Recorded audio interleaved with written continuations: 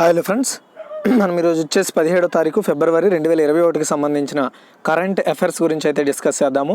చాలా important topics ఉన్నాయి, వాటన్నింటి గురించి కూడా క్లారిటీగా డిస్కస్ చేద్దాము. చాలామంది ఏం చేస్తున్నారంటే ఒక 2 మంత్స్ వరకు 3 మంత్స్ వరకు నోటిఫికేషన్స్ ఉండవని చాలామంది కరెంట్ అఫైర్స్ అనేవి చూడడం మానేసిస్తున్నారు. సో వాళ్ళు ఏం చేస్తారంటే ఒక్కసారిగా నోటిఫికేషన్ రిలీజ్ చేసే టైంకి కరెంట్ అఫైర్స్ కోసం వస్తారు. అప్పటికి వీళ్ళు ఏం చేస్తారంటే అప్పటికి వీళ్ళు 3 మంత్స్ అవుట్డేటెడ్ కరెంట్ అఫైర్స్తో ఉంటారు. మళ్ళీ ఆ త్రీ మంత్స్ కరెంట్ అఫైర్స్ని పట్టుకొని సంపాదించడానికి ట్రై చేస్తారు. ఆ టైంలో వాళ్ళకి చాలా టైం లూజ్ అవుతుంది. కాబట్టి ఎవరైతే కరెంట్ అఫైర్స్ చూస్తున్నారో వాళ్ళకి నేను చేసే రిక్వెస్ట్ ఏంటంటే కరెంట్ అఫైర్స్ అనేది డైలీ ఒక హాబిట్గా పెట్టుకోండి. మనం ఎలా అయితే డైలీ తింటామో అలాగే కరెంట్ అఫైర్స్ని కూడా తెలుసుకోవడం కోసం ప్రయత్నం చేస్తే మళ్ళీ దానికంటూ మీరు ప్రత్యేకంగా ఇంకొక వారం రోజులో నెల రోజులో టైం కేటాయించాల్సిన అవసరం ఉండదు. ఓకేనా? అయితే గుర్తుపెట్టుకోండి. సో చూడండి, ఎవరికైతే జనవరికి సంబంధించిన current affairs at the same time paper analysis పీడిఎఫ్లు కావాలో వాళ్ళు మీకు పైన కనబడుతున్న ఫోన్పే ఆర్ గూగుల్ పే నెంబర్కి మీరు 20 రూపీస్ పంపించండి. ఆ 20 రూపీస్ పంపించిన స్క్రీన్ షాట్ తీసి కింద కనబడుతున్న వాట్సాప్ నెంబర్కి వాట్సాప్ అయితే చేయండి. సో కాల్స్ అయితే దయచేసి చేయకండి. మీకు ఏమైనా డౌట్స్ ఉంటే మెసేజ్ చేయండి వాట్సాప్లో, నేను రిప్లై ఇవ్వడానికి ట్రై చేస్తాను. అండ్ మీరు పంపించిన స్క్రీన్ షాట్ 8 అవర్స్ లోపు మీకు పీడిఎఫ్ అయితే సెండ్ చేయడం జరుగుతుంది. సో గూగుల్ డ్రైవ్ లింక్స్ పంపిస్తాను కాబట్టి అవి ఎప్పటికీ కూడా డిలీట్ కావు. సో మీరు ఆ లింక్లు ఎక్కడైనా సేవ్ చేసుకుంటే మీరు నచ్చినప్పుడు వాటిని డౌన్లోడ్ చేసుకునే వెసులుబాటు ఉంటుంది. ఇండియాలోని the largest learning platform academy. వీళ్ళు ఏం చేస్తున్నారంటే లక్ష్యం అనే పేరుతో గ్రూప్స్కి ప్రిపేర్ అయ్యే వాళ్ళకి, అంతేకాకుండా సాధన అనే పేరుతో గ్రూప్స్కి ప్రిపేర్ అయ్యే వాళ్ళకి త్రూ ఎంసీక్యూ ద్వారా ప్రిపరేషన్ కోసం వీళ్ళైతే బ్యాచ్లు స్టార్ట్ చేశారు. అలాగే ఏపీఎస్సి టీఎస్పీఎస్సికి సంబంధించి వీళ్ళు ఎస్ఐ కానిస్టేబుల్ సంబంధించిన ఉద్యోగాలకి సో ఎవ్రీ సాటర్డే ఒక టెస్ట్ అనేది కండక్ట్ చేయడం జరుగుతుంది. ఈ టెస్ట్లో పార్టిసిపేట్ చేయండి. అలాగే గ్రూప్ 2కి సంబంధించిన ఏవైతే ప్రిలిమ్స్ ఉంటాయో దాని టెస్ట్ కూడా కండక్ట్ చేస్తున్నారు. అయితే ఇక్కడ మీరు బాగా గమనించినట్టయితే ఒకటి సాటర్డే ఒకటి సండే ఉంటుంది. ఫ్రీ టెస్ట్లే, ఫ్రీగా ఎలా పొందాలో కూడా చెప్తాను. అయితే వీళ్ళు ఎస్ఐ కానిస్టేబుల్ కోసం మారథాన్ అంటే ఒకటి వచ్చేసి లైఫ్ అది ఒక రన్వే లాంటిది అనమాట. సో ఎవరికైనా ఇంట్రెస్ట్ ఉంటే మీరు ఈ యొక్క దీంట్లో జాయిన్ అవ్వచ్చు. అయితే వీళ్ళు ప్రొవైడ్ చేసే ఫ్రీ క్లాసెస్, ఫ్రీ టెస్ట్లను మీరు పొందాలి అనుకుంటే సో కింద ఇచ్చిన లింక్స్ని క్లిక్ చేసి మీరు ఎన్రోల్ అవ్వండి. ఎవరైనా ఎన్రోల్ అవ్వకపోతే సో ఎన్రోల్ అయిన తర్వాత ఈ కోడ్ వాడినట్టయితే మీకు డబ్బులు ఏమీ అవసరం లేదు ప్రజెంట్ అయితే. సో వీళ్ళు ప్రొవైడ్ చేసే ఫ్రీ క్లాసులు, ఫ్రీ టెస్ట్లు మీరు పార్టిసిపేట్ చేయొచ్చు.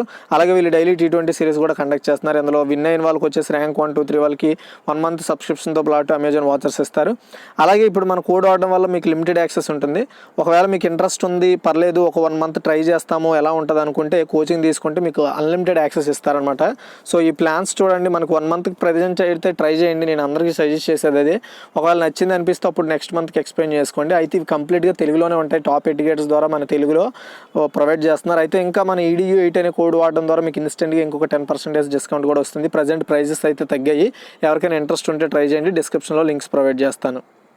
అయితే ఈరోజు మన ఫస్ట్ క్వశ్చన్ చూసుకున్నట్టయితే ఐక్యరాజ్య సమితి క్యాపిటల్ డెవలప్మెంట్ ఫండ్ దీని యొక్క కార్యనిర్వాహక కార్యదర్శిగా ఎవరు నియమితులయ్యారు? ఆన్సర్ వచ్చేసి ప్రీతి సిన్హా అండి. సో చూడండి, ఐక్యరాజ్య సమితి మూలధన అభివృద్ధి నిధి అంటారు తెలుగులో. అయితే దీనికి భారతీయ సంతతికి చెందిన ఒక వ్యక్తి, సో అది కూడా ఒక పెట్టుబడి మరియు అభివృద్ధి బ్యాంకర్ అనమాట ఆవిడ. సో ఆవిడని ప్రీతి సిన్హా ఆవిడ పేరు. ఆవిడ కార్యనిర్వాహక కార్యదర్శిగా నియమించారనమాట ఆ సంస్థకి. ఈ సంస్థలో అత్యున్నత నాయకత్వం హోదా ఇదేనమాట. అయితే తక్కువ సేవ చేస్తున్న వర్గాల్లో మహిళలు, యువత, చిన్న మరియు మధ్య తరహా సంస్థలకు మైక్రో ఫైనాన్స్ సహాయం అందిస్తుందన్నమాట. అండ్ న్యూయార్క్ కేంద్రంగా ఉన్న ఐక్యరాజ్య సమితి మూలధన అభివృద్ధి నిధి UNDPతో అనుబంధంగా ఉన్న స్వయం ప్రతిపత్తమైన యునైటెడ్ నేషన్స్ సంస్థ అనమాట ఇది. ఓకే, గుర్తుపెట్టుకోండి. నెక్స్ట్ సెకండ్ వన్ అండి. ఇండో పాక్ యుద్ధ అనుభవజ్ఞుడు retired major general BK Mahapatra ఎన్ని ఏళ్ల వయసులో కన్నుమూశారు? ఆన్సర్ వచ్చేసి 87. సో మీ అందరికీ నేను చెప్పాల్సిన రిక్వెస్ట్ ఏంటి అంటే, చాలామంది నేను క్వశ్చన్ ఇచ్చాను కదా ఆ క్వశ్చన్ మాదిరిగానే అడుగుతారా అని చాలామంది అనుకుంటున్నారు. నేను అడిగేలాగే క్వశ్చన్ అడగకపోవచ్చు. నేననే కాదు, ఏ కరెంట్ అఫైర్స్ చెప్పే లెక్చరర్ అయినా సరే వాళ్ళు అనుకున్నట్టుగానే క్వశ్చన్ అడగకపోవచ్చు. అందుకే నేను కిందన డిస్క్రిప్షన్ అంటే కీ పాయింట్స్ని కూడా చాలా క్లుప్తంగా ఎక్స్ప్లెయిన్ చేస్తున్నాను. ఎందుకంటే ఖచ్చితంగా అందులో నుండి ఇంకొక 3-4 క్వశ్చన్లు కవర్ అవ్వచ్చు, అటు తిట్టి తిప్పివ్వచ్చు, ఏదైనా జరగవచ్చు. కాబట్టి కీ పాయింట్స్ అనేది క్లారిటీగా వినండి. సో ఇండో పాక్ యుద్ధ అనుభవజ్ఞుడు retired major general BK Mahapatra 87 ఏళ్ల వయసులో చనిపోయారు. సో 1962లో జరిగిన ఇండో చైనా యుద్ధంలో, అంతేకాకుండా 1965, 71 సంవత్సరం ఈ యొక్క సంవత్సరాల్లో భారతదేశానికి పాకిస్తాన్కి యుద్ధంలో సో ప్రధాన యుద్ధాల్లో ఆయన పాల్గొన్నారనమాట. అండ్ ఇప్పుడు అతను రిటైర్ అయిపోయారు, కాకపోతే చనిపోవడం జరిగింది ఈరోజు. ఒడిశాలో భువనేశ్వర్ నుండి వచ్చిన మహాపాత్ర భారత సైన్యం యొక్క సాయుధ దళాల్లో పోరాట అధికారిగా, ట్యాంకుల్లో పోరాట అధికారిగా వర్క్ చేశారు. దీన్ని ట్యాంక్ మ్యాన్ అని కూడా పిలుస్తారు ఇతన్ని. అయితే మొహపాత్ర ప్రతిష్టాత్మక అతి విశేష సేవా పథకమైన కూడా అతను రావడం జరిగింది. నెక్స్ట్ వచ్చేసి థర్డ్ వన్, ఐపీఎల్ జట్టు కింగ్స్ 11 పంజాబ్ యొక్క కొత్త పేరు ఏమిటి? సో ఈ కింగ్స్ 11 పంజాబ్ పేరుని మార్చారనమాట. అయితే కొత్త పేరు ఏంటి అంటే పంజాబ్ కింగ్స్ అండి. లోగోను కూడా చేంజ్ చేశారు. కింగ్స్ 11 పంజాబ్ అంటే KXIP అంటారు, దాని పేరును మార్చిందనమాట.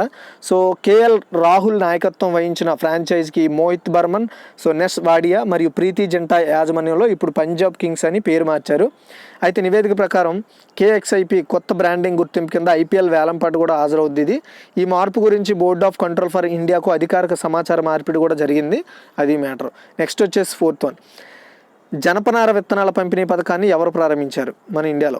ఆన్సర్ వచ్చేసి శ్రీ స్మృతి ఇరానీ అండి. కేంద్ర వస్త్ర మంత్రిత్వ శాఖ మంత్రి అయిన స్మృతి ఇరానీ 2021 ఫిబ్రవరి 15న వాణిజ్య జనపనార విత్తనాల పంపిణీ పథకాన్ని స్టార్ట్ చేశారు. జూట్ కార్పొరేషన్ ఆఫ్ ఇండియా మధ్య సంతకం చేశారనమాట. ఎవరెవరి మధ్య? జూట్ కార్పొరేషన్ ఆఫ్ ఇండియా అలాగే సో నేషనల్ సీడ్స్ కార్పొరేషన్ మధ్య ఈ ఒప్పందం అయితే జరిగింది. సో ఈ ఒప్పందం ద్వారా జనపనార విత్తనాలను డెవలప్ చేసి పంపకాలు అయితే జరుగుతుంది రైతులకి.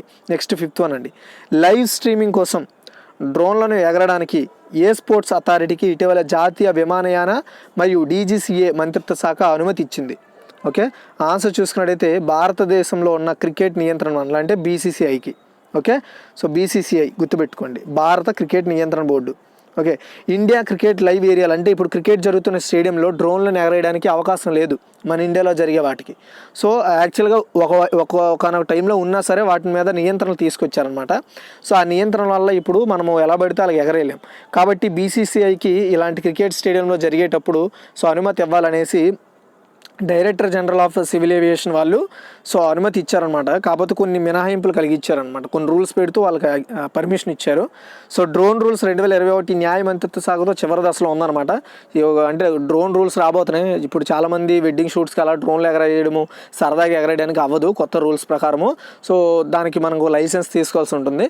ప్రస్తుతానికి ఇప్పుడైతే BCCIకి అయితే అనుమతి ఇచ్చింది. ఇకపై IPL జరిగే క్రికెట్ మ్యాచ్లు వాళ్ళు డ్రోన్లు ఉపయోగించుకోవచ్చు. నెక్స్ట్ వచ్చేసి సిక్స్త్ వన్, T20 క్రికెట్లో 100 అంతర్జాతీయ మ్యాచ్లు గెలిచిన తొలి జట్టుగా ఏ దేశ జట్టు నిలిచింది? చాలా ఇంపార్టెంట్ క్వశ్చన్ ఫ్యూచర్లో. పాకిస్తాన్ అండి. లాహోర్లో గడాఫీ స్టేడియంలో జరిగిన మూడో అండ్ లాస్ట్ T20 అంతర్జాతీయ మ్యాచ్లో దక్షిణాఫ్రికాపై పాకిస్తాన్ 4 వికెట్ల తేడాతో గెలిచింది.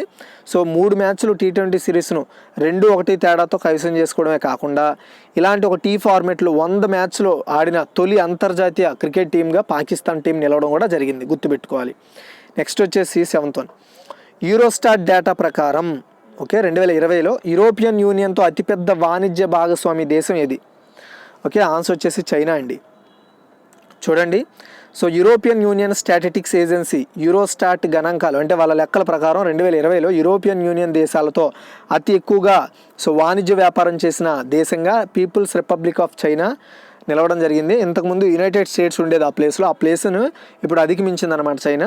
అయితే 2020లో యూరోపియన్ యూనియన్ నుండి నిష్క్రమించిన బ్రిటన్ అంటే తప్పుకున్న బ్రిటన్ తర్వాత యునైటెడ్ స్టేట్స్ వెనుకబడిన 3వ అతిపెద్ద వాణిజ్య భాగస్వామిగా ఉండడం జరిగింది, గుర్తుపెట్టుకోండి. ఫస్ట్ ప్లేస్లో వచ్చేసి చైనా అనమాట వాణిజ్య వ్యాపారంలో యూరోపియన్ యూనియన్కి టాప్లో ఉన్న దేశం.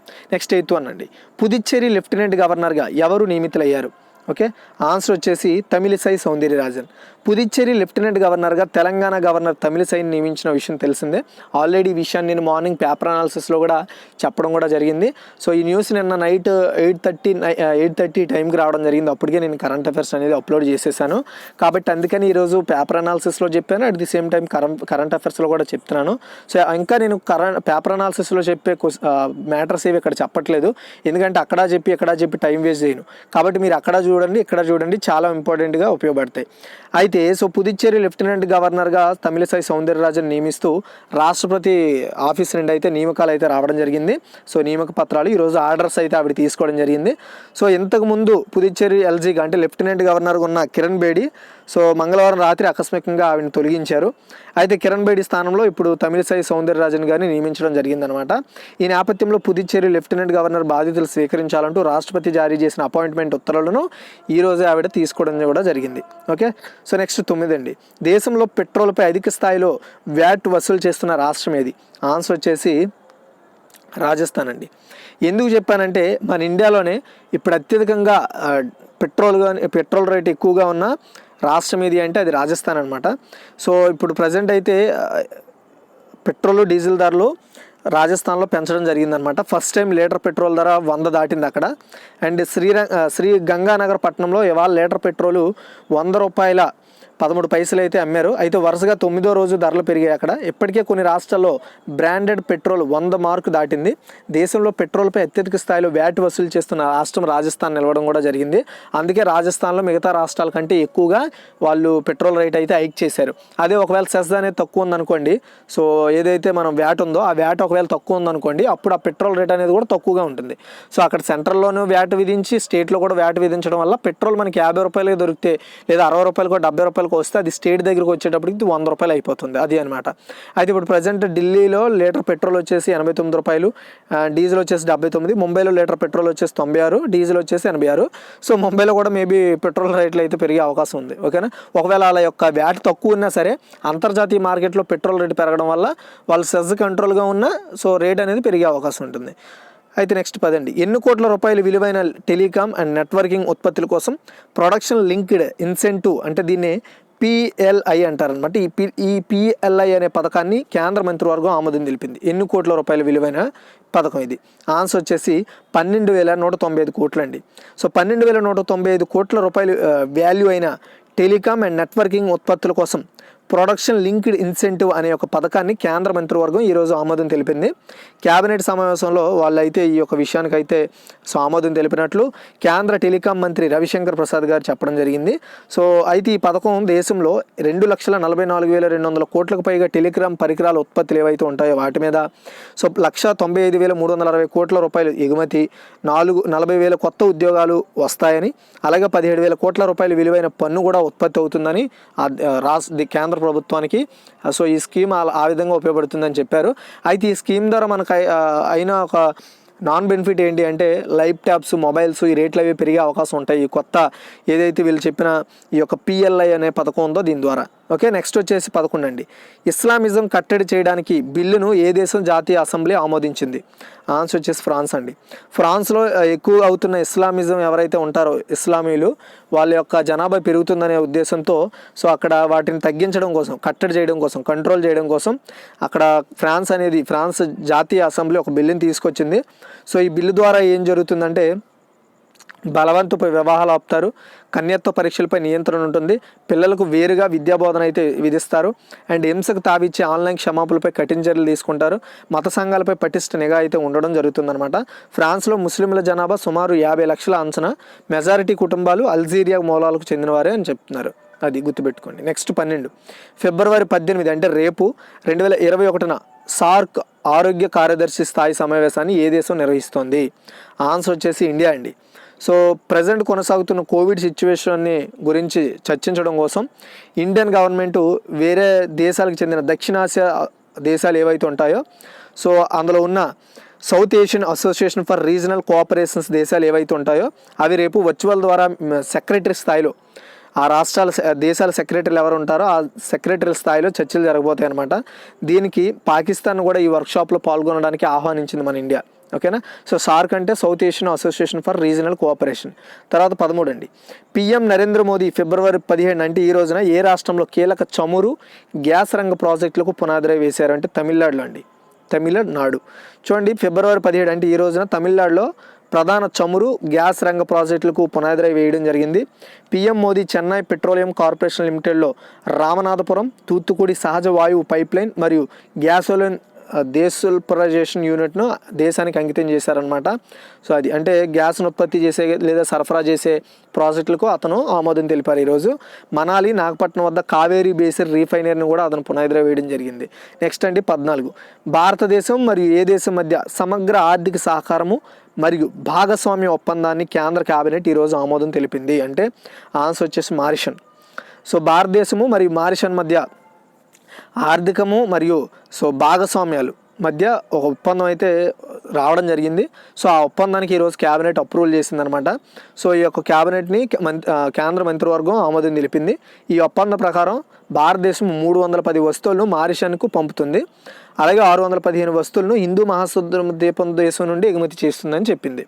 సో ఎగుమతి చేయడం ద్వారా ఏమవుతుంది, మన ఇండియా మార్కెట్ పెరుగుతుంది, అది మ్యాటర్. తర్వాత 15 ప్రజల్లో ఒంటరితనంపై మినిస్టర్ ఆఫ్ లోన్లీనెస్ అనే ఒక మంత్రిత్వ శాఖను ఏ రాష్ట్రం ఏర్పాటు చేసింది? చాలా ఇంపార్టెంట్ వచ్చి క్వశ్చన్ ఫ్యూచర్లో. ఆన్సర్ వచ్చేసి జపాన్ అండి. సో ప్రజల్లో ఒంటరితనాన్ని పోగొట్టడం కోసం, వాళ్ళ ఆత్మవిశ్వాసం నింపడం కోసం జపాన్ గవర్నమెంట్ కీలక నిర్ణయం తీసుకుంది. ఏంటి అంటే దానికోసం మినిస్టర్ ఆఫ్ లోన్లీనెస్ అనే ఒక మంత్రిత్వ శాఖను ఏర్పాటు చేసింది. ఇప్పుడు మనకు ఆరోగ్యానికి, విద్యకి, అండ్ నెక్స్ట్ వచ్చేసి ప్రజా పౌర సంబంధాలకు కావచ్చు, విమానయానాలకు కావచ్చు, ఇలా ఒక్కొక్క పనికి ఏదైతే ఉందో ఒక్కొక్క వర్గానికి తగ్గ మంత్రిత్వ శాఖలు ఎలా ఉన్నాయో అక్కడ ప్రజల్లో ఒంటరితనాన్ని పోగొట్టడానికి కూడా ఒక మినిస్ట్రీని తీసుకొచ్చారనమాట జపాన్ వాళ్ళు. దాని పేరు మినిస్టర్ ఆఫ్ లోన్లీనెస్. అయితే ఈ శాఖ ద్వారా, ఈ యొక్క మంత్రిత్వ శాఖ ద్వారా యువతలో ఆత్మవిశ్వాసాన్ని నింపుతారు. దానికి సంబంధించిన రిలేటెడ్ ప్రోగ్రామ్స్ అవి కండక్ట్ చేస్తారు. అయితే ప్రపంచ దేశాలతో పోలిస్తే జపాన్లో ఆత్మహత్యల రేటు బాగా ఎక్కువ. నిరుద్యోగం, కరోనా భయం, ఒంటరితనం భరించలేక ఆత్మహత్యలు చేసుకుంటున్నారని గుర్తించారు. వాటి నుండి బయటికి తీసుకురావడం కోసం ఈ మినిస్టర్ ఆఫ్ లోన్లీనెస్ అనే దాన్ని తీసుకురావడం జరిగింది. ఓకేనా, ఇప్పుడు మనం క్విక్ రివ్యూ చేద్దాము, జాగ్రత్తగా వినండి. ఐక్యరాజ్య సమితి క్యాపిటల్ డెవలప్మెంట్ ఫండ్ కార్యనిర్వాహక కార్యదర్శిగా ఎవరు నియమితులయ్యారంటే ప్రీతి సిన్హా. అలాగే ఇండో పాక్ యుద్ధ అనుభవజ్ఞుడు retired major general BK Mahapatra ఎన్నేళ్ల వయసులో చనిపోయారంటే 87. అలాగే ఐపీఎల్ జట్టు కింగ్స్ 11 పంజాబ్ యొక్క కొత్త పేరు ఏమిటంటే పంజాబ్ కింగ్స్. జనపనారాల విత్తనాల పంపిణీ పథకాన్ని ఎవరు ప్రారంభించారంటే శ్రీ స్మృతి ఇరానీ. అలాగే లైవ్ స్ట్రీమింగ్ కోసం డ్రోన్లను ఎగరడానికి ఏ స్పోర్ట్స్ అథారిటీకి జాతీయ విమానయాన మరియు డీజీసీఏ మంత్రిత్వ శాఖ అనుమతి ఇచ్చింది అంటే సో భారత క్రికెట్ నియంత్రణ బోర్డుకి. అలాగే T20 క్రికెట్లో 100 అంతర్జాతీయ మ్యాచ్లు గెలిచిన తొలి జట్టు ఏ దేశ జట్టుగా నిలిచింది అంటే పాకిస్తాన్. అండ్ యూరోస్టాట్ డేటా ప్రకారం యూరోపియన్ యూనియన్లో అతిపెద్ద వాణిజ్య భాగస్వామి ఏది 2020 అంటే చైనా. అలాగే పుదుచ్చేరి లెఫ్టినెంట్ గవర్నర్గా ఎవరు నియమితులయ్యారంటే తమిళసై సౌందర్యరాజన్ లేదా సౌందర్యరాజన్ తమిళసై. అండ్ దేశంలో పెట్రోల్పై అత్యధిక స్థాయిలో వ్యాట్ వసూలు చేస్తున్న రాష్ట్రం ఏది అంటే రాజస్థాన్. అండ్ ఎన్ని కోట్ల రూపాయల విలువైన టెలికాం నెట్వర్కింగ్ ఉత్పత్తుల కోసం ప్రొడక్షన్ లింక్డ్ ఇన్సెంటివ్ అనే పథకాన్ని కేంద్ర మంత్రివర్గం ఈరోజు ఆమోదం తెలిపిందంటే 12,195 కోట్లు. అలాగే ఇస్లామిజం కట్టడి చేయడానికి బిల్లును ఏ దేశ జాతీయ అసెంబ్లీ ఆమోదించిందంటే ఫ్రాన్సు. ఫిబ్రవరి 18, 2021 సార్క్ ఆరోగ్య కార్యదర్శి స్థాయి సమావేశాన్ని ఏ దేశం నిర్వహిస్తుందంటే ఇండియా. అలాగే పీఎం నరేంద్ర మోదీ ఫిబ్రవరి 15 అంటే ఈ రోజులో ఏ రాష్ట్రంలో కీలక చమురు గ్యాస్ రంగ ప్రాజెక్టులు పునాదిరా వేశారంటే తమిళనాడులో. భారతదేశం మరి ఏ దేశం మధ్య సమగ్ర ఆర్థిక సహకారము మరియు భాగస్వామ్య ఒప్పందానికి కేంద్ర కేబినెట్ ఈరోజు ఆమోదం తెలిపింది అంటే మారిసన్. అలాగే ప్రజల్లో ఒంటరితనంపై మినిస్టర్ ఆఫ్ లోన్లీనెస్ అనే ఒక మంత్రిత్వ శాఖని ఏర్పాటు చేసిన దేశం ఏది అంటే జపాన్. గుర్తుపెట్టుకోండి, లైక్ చేయండి మన వీడియోని. చూడండి గైస్, సో ఎవరైతే అన్అకాడమీ అందరికీ ఐడియా ఉండే ఉంటుంది, ఇండియాలో లార్జెస్ట్ ప్లాట్ఫామ్. వీళ్ళు గ్రూప్స్కి అట్ ది సేమ్ టైం వచ్చేసి కానిస్టేబుల్, ఎస్ఐకి ఎవరైతే ప్రిపేర్ అవుతున్నారో వాళ్ళ కోసం స్పెషల్గా లక్ష్యం, సాధన అండ్ ఇలాంటి గ్రూప్ బ్యాచ్లు అయితే స్టార్ట్ చేశారు. ఈ బ్యాచెస్లో టాప్ ఎడ్యుకేట్స్ ద్వారా వీళ్ళు రిలేటెడ్ సబ్జెక్ట్కి సంబంధించిన క్లాసెస్ అయితే ఇస్తారనమాట. అలాగే వీళ్ళు వచ్చేసి టెస్ట్లు కూడా కండక్ట్ చేస్తున్నారు ఎస్ఐ కానిస్టేబుల్ గ్రూప్ 2కి. సో ఒకటి వచ్చేసి ఎవ్రీ సాటర్డే కానిస్టేబుల్కి ఎస్ఐకి ఉంటుంది, సండే వచ్చేసి గ్రూప్ 2 ప్రిలిమ్స్కి ఉంటుంది. అలాగే వీళ్ళు SI constable marathon special class festival group 2 marathon conduct చేస్తున్నారు. అయితే మీరు ఇక్కడ గుర్తుపెట్టుకోవాల్సిన విషయం ఏంటంటే వీళ్ళు కొన్ని ఫ్రీ క్లాసెస్ అలాగే ఫ్రీ టెస్ట్లు కండక్ట్ చేస్తారు కదా, వాటిని మనం ఫ్రీగా యాక్సెస్ చేసుకోగలగాలి అంటే ఇక్కడ కనబడుతున్న EDU 8 అనే కోడ్ వాడండి. సో ఈ కోడ్ వాడి ఫ్రీ క్లాసెస్, టెస్ట్లు కూడా యాక్సెస్ చేసుకోవచ్చు. అయితే డిస్క్రిప్షన్లో ఇచ్చిన లింక్స్ మీద క్లిక్ చేసి మీరు ఎన్రోల్ అయినప్పుడు ఈ కోడ్ వాడినట్లయితే మీకు ఛాన్స్ అయితే ఉండడం జరుగుతుంది. అలాగే వీళ్ళు డైలీ T20 సిరీస్ కూడా కండక్ట్ చేస్తున్నారు. ఈ టెస్ట్లో పార్టిసిపేట్ చేసిన వాళ్ళకి 1 month సబ్స్క్రిప్షన్, అలాగే ర్యాంక్ 2, 3 వచ్చిన వాళ్ళకి అమెజాన్ వాచర్స్ ఇస్తారు. ఒక్కొక్క రోజు ఒక్కొక్క సబ్జెక్ట్ మీద టెస్ట్ ఉంటుంది. అలాగే వీళ్ళు సో ప్లస్ తీసుకోవడం వల్ల, సబ్స్క్రిప్షన్ తీసుకోవడం వల్ల అడ్వాంటేజ్ ఏంటి అంటే వీళ్ళు ప్రొవైడ్ చేసే అన్ని క్లాసెస్ యాక్సెస్ చేసుకోవచ్చు. అయితే ప్రజెంట్ అయితే 1 monthకి ట్రై చేయండి ఎవరైనా ఇంట్రెస్ట్ ఉంది అనుకుంటే. సో వీళ్ళు వచ్చేసి కేవలం తక్కువ రేటుకి ఇస్తున్నారు. ప్రజెంట్ రేట్ కూడా తగ్గింది. అండ్ ఇందులో మన కోడ్ వాడడం వల్ల కూడా మీకు ఇంకొక 10% ఇన్స్టెంట్ డిస్కౌంట్ కూడా వస్తుంది. అండ్ డిస్క్రిప్షన్లో లింక్స్ ఉంటే ఎవరికైనా ఇంట్రెస్ట్ ఉందంటే ట్రై చేయండి. ఇది ఇంకో విషయం ఏంటంటే తెలుగులోనే ప్రొవైడ్ చేస్తారు ఈ క్లాసెస్, హిందీ ఇంగ్లీష్ కాదు కాబట్టి వీలైతే ఎవరికైనా ఇంట్రెస్ట్ ఉంటే ట్రై చేయండి. ఫస్ట్ అయితే ఫ్రీ క్లాసెస్ యాక్సెస్ చేసుకోవడానికి ట్రై చేయండి. తర్వాత మీకు నచ్చితే సో మీరు దానికి మారవచ్చు సబ్స్క్రిప్షన్కి. అండ్ డిస్క్రిప్షన్లో లింక్స్ ఉంటే థ్యాంక్స్ ఫర్